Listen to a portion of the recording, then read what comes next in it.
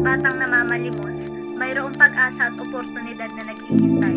Bilang isang social worker, kami ay nagpupursige na maging tulay sa kanilang mga pangarap. Dahil sa edukasyon, nabubuksan ng mga pintuan ng kinabukasan at sa bawat ngiti at tagumpay ng mga batang ito, nararamdaman ko ang tunay na hulugan ng paglilingkod sa kapwa. Ate, pahingin po.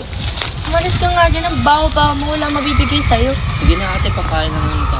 Wala akong pakailan, maghanap kayo ng ibang trabaho.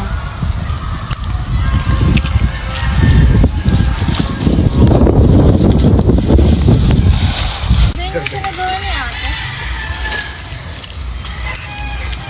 Magandang umaga mga bata. Ako si Ate Zaya at si Ate Julia. Isa kaming mga social worker at gusto namin kayong tulungan para makapag-aral at magkaroon ng magandang kinabukasan.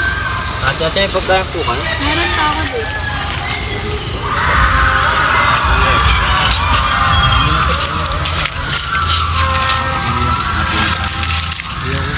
Ikaw bang nalaman ang inyong pangalan? Ako nga pala si Jobrat Ubasan. Ako po pala si Bogart Ubasan. Ikaw, ano ang iyong pangalan? Ako naman po si Jobert Ubasan. Nasaan ang inyong mga magulang? Ang aming ina po ay pumanaw na at ang aming ama naman po iniwan kami para sa ibang pamilya.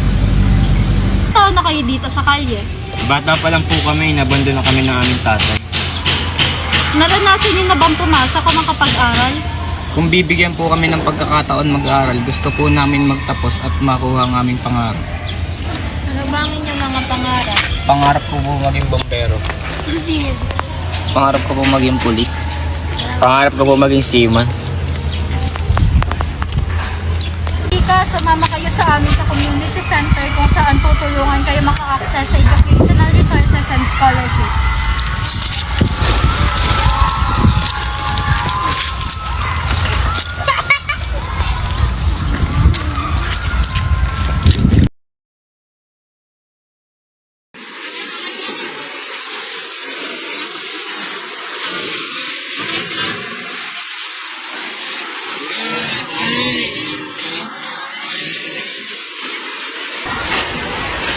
Mga ate, salamat dahil ano po na tunay nakahalagaan ng pag-aaral. Walang anuman, sabay-sabay natin tupadin ang inyong mga pangarap. By investing in the education of street kids, we only provide them with knowledge and skills, but also empower them to break the cycle of poverty and create a better future for themselves.